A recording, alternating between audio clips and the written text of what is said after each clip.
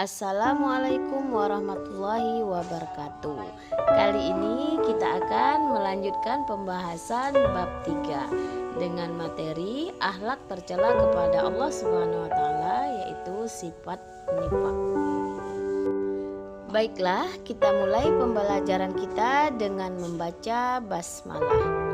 Bismillahirrahmanirrahim. Materi kita kali ini adalah tentang akhlak tercela kepada Allah Subhanahu wa taala.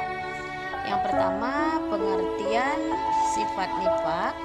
Kemudian yang kedua, ciri-ciri bentuk sifat nifaq. Ketiga, larangan bersifat nifaq. 4, akibat buruk atau kerugian sifat nifaq.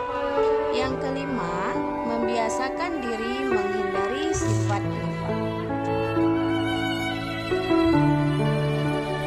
Pengertian nifaq.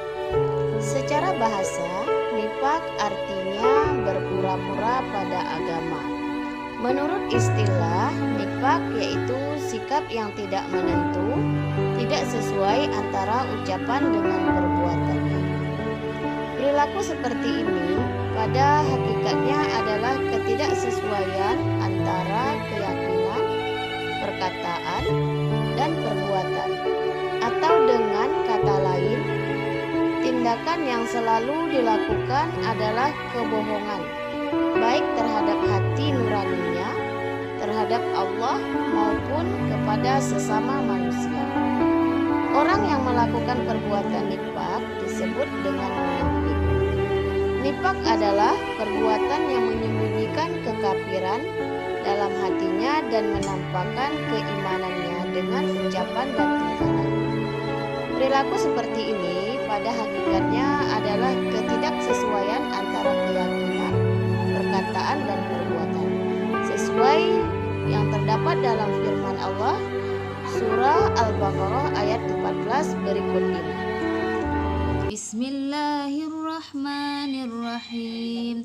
Wa idza laqul ladzina amanu qalu amanna wa idza khalau ila syayatinihim qalu inna ma'akum innama nahnu mustahzi'un. Artinya, dan bila mereka berjumpa dengan orang-orang beriman, mereka mengatakan, kami telah beriman. Dan bila mereka kembali kepada syaitan-syaitan mereka, mereka mengatakan, sesungguhnya kami sependirian dengan kamu. Kami hanya berolok-olok. Quran surah Al-Baqarah ayat 14. Ciri-ciri atau bentuk-bentuk sifat nifaq. Berikut beberapa bentuk sifat nifaq. A. Beriman hanya sebatas lisan, sedangkan hati perbuatannya mengingkari. Hal ini sesuai yang terdapat dalam firman Allah dalam Quran surah Al-Baqarah ayat 8 berikut ini. Bismillahirrahmanirrahim. Wa minan nasi may yaqulu amanna billahi wal yaumil akhir wa ma hum bimu'minin. Artinya, di antara manusia ada yang mengatakan, kami beriman kepada Allah dan hari kemudian, padahal mereka itu sesungguhnya bukanlah orang yang beriman.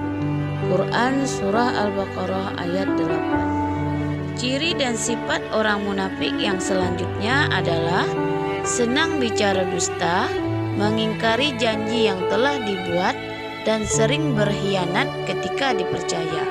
Seperti sabda Rasulullah sallallahu alaihi wasallam berikut ini. Ayatul munafiqi salasun.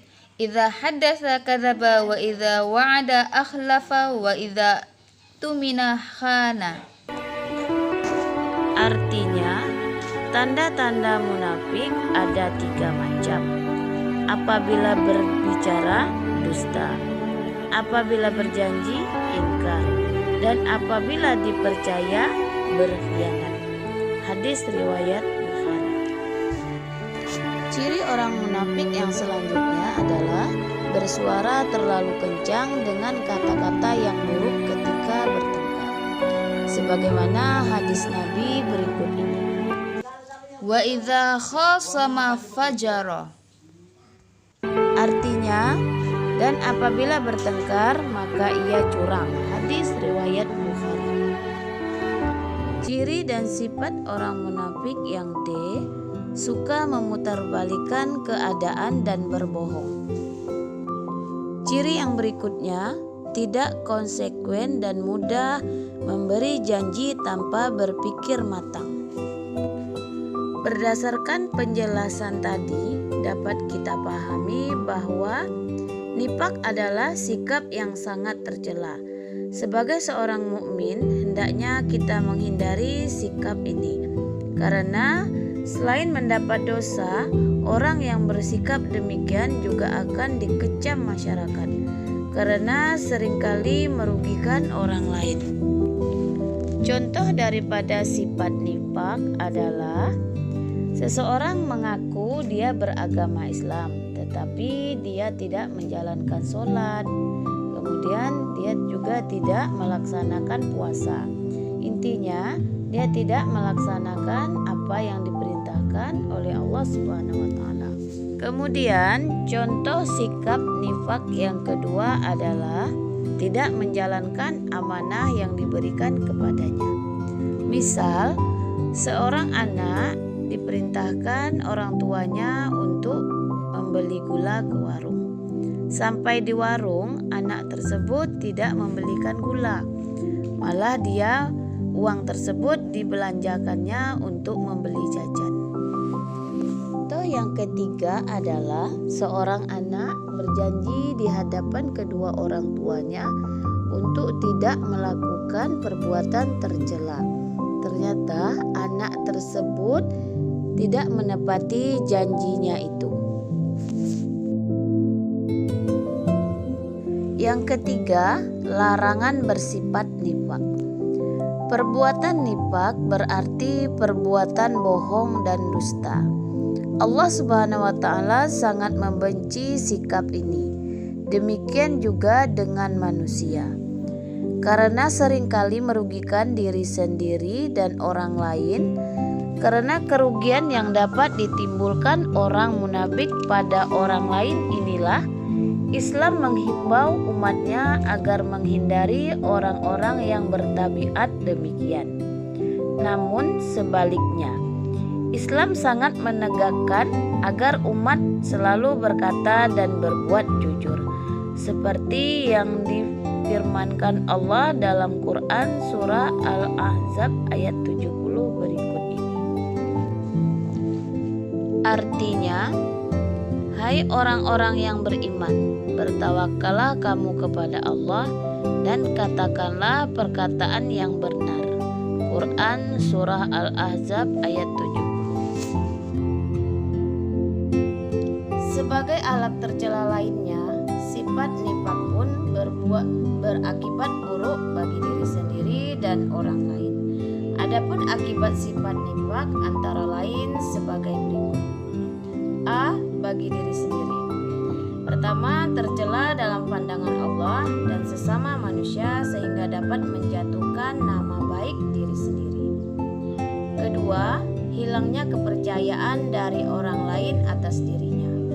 Ketiga, tidak disenangi dalam pergaulan hidup sehari-hari. Yang keempat, mempersempit jalannya rezeki karena orang lain tidak mempercayainya lagi. Yang kelima, mendapatkan siksaan yang amat pedih dari Allah Subhanahu wa taala kelak di akhirat. Sesuai yang terdapat di dalam Quran surah An-Nisa ayat 145 berikut. Bismillahirrahmanirrahim. Innal munafiqina fid darkil asfali minan nari walan tajida lahum nasira. Artinya, sesungguhnya orang-orang munafik itu ditempatkan pada tingkat yang paling bawah dari neraka. dan kamu sekali-kali tidak akan mendapatkan seorang penolong pun bagi mereka. Quran Surah An-Nisa ayat 145. Akibat buruk sifat nifak bagi orang lain adalah: 1. Menimbulkan kekecewaan hati sehingga dapat merusak hubungan persahabatan yang telah dijalin baik. Apabila kekecewaan cukup berat, bisa menimbulkan anarkis atau kekerasan. Kemudian yang kedua, membuka peluang munculnya fitnah karena ucapan atau perbuatan yang tidak menentu. Yang ketiga, mencemarkan nama baik keluarga dan masyarakat sekitar sehingga merasa malu karenanya.